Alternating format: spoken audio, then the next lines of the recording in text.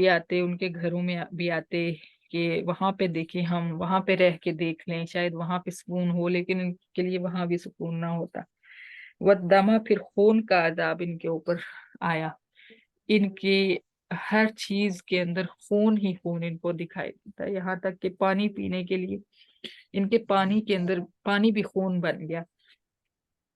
اور آپ سوچئے کہ یہ کتنا سخت عذاب ہے. پھر یہ بنی اسرائیل کے ہاں بھی پانی پینے کے لیے جاتے, وہ بھی پانی ٹھیک ٹھاک پانی اٹھاتے. مفسرین نے یہ لکھا ہے کہ برتن میں ڈال کے منہ کی طرف لے کے جاتے, جو ہی منہ میں ڈالتے تو وہ خون بن جاتا, برتن میں ڈالتے تو برتن میں ہی خون بن جاتا. یہاں تک کہ انہوں نے بنی اسرائیل سے یہ بھی کہا کہ ہمارے, یہ ڈیٹیلز آگے اللہ ہی بہتر جانتے ہیں سچ ہیں یا کیا ہیں, بہرحال یہی بتایا گیا ہے کہ بنی اسرائیل سے کہا کہ اپنے منہ میں ڈال کے ہمارے منہ میں کلی کرو, لیکن وہ ان کے منہ میں پانی ہوتا ہے اور ان کے منہ میں جا کے خون بن جاتا ہے. اس حد تک جو یہ ان کو اللہ تعالیٰ نے عاجز کر دیا.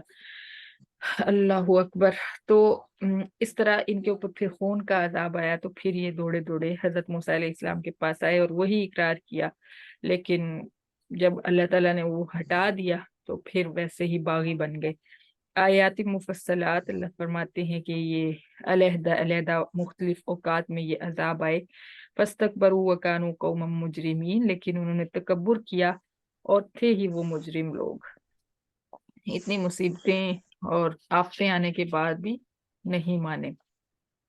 اگلی آیت کی تفسیر ہو گئی ہے کہ اگر تو ہم سے عذاب ہٹا دے گا تو ہم تجھ پہ ایمان لے آئیں گے اور بنی اسرائیل کو تیرے ساتھ بھیج دیں گے. فلما کشفنا عنہم الرجز الی اجل هم بالغوه اذا هم ينکثون, جب بھی ہم ان سے وہ عذاب ہٹا دیتے تو پھر وہ دوبارہ سے مکر جاتے, وعدہ توڑ دیتے. فانتقمنا منہم فاغرقناہم فی الیم, آخر کار ہم نے ان کے اوپر جو فائنل عذاب بھیجا وہ یہ تھا کہ ہم نے ان کو بحر کلزم میں غرق کر دیا.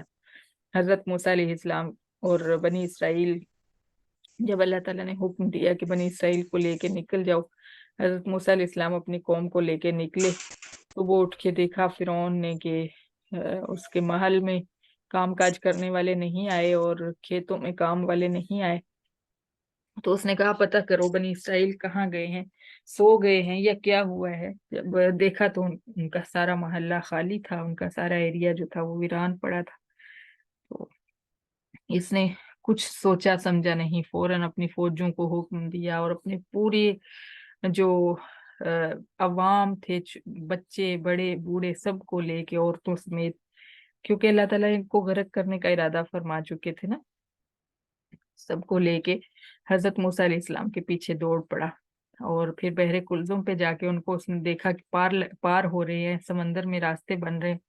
حضرت موسیٰ علیہ السلام نے اللہ تعالیٰ کے حکم سے لاٹھی ماری سمندر میں, تو اس میں راستے خشک ہو گئے, پانی جو تھا وہ دیواروں کی شکل میں ٹھہر گیا دونوں سائڈوں پہ. تو بنی اسرائیل پار لگ گئے.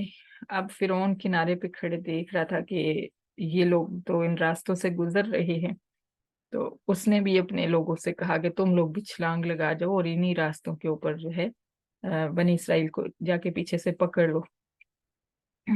لیکن کیا ہوا کہ جو ہی یہ سمندر کے درمیان میں پہنچے, اللہ تعالیٰ نے پانی کو حکم دیا کہ اب تو پہلے کی طرح رواں ہو جا, جیسے چل رہا تھا اسی طرح چل پڑ.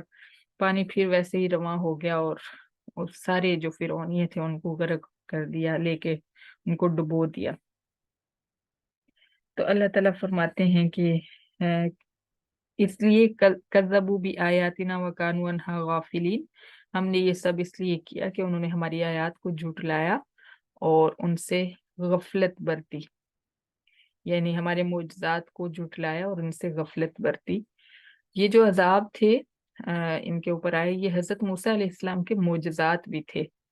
یعنی حضرت موسیٰ علیہ السلام کو ایک لحاظ سے اللہ تعالیٰ نے یہ معجزات عطا فرمائے تھے کہ بنی اسرائیل بالکل محفوظ رہتے ان سے, اور فرعونی جو تھے ان کے اوپر وہ عذاب آ پڑتے.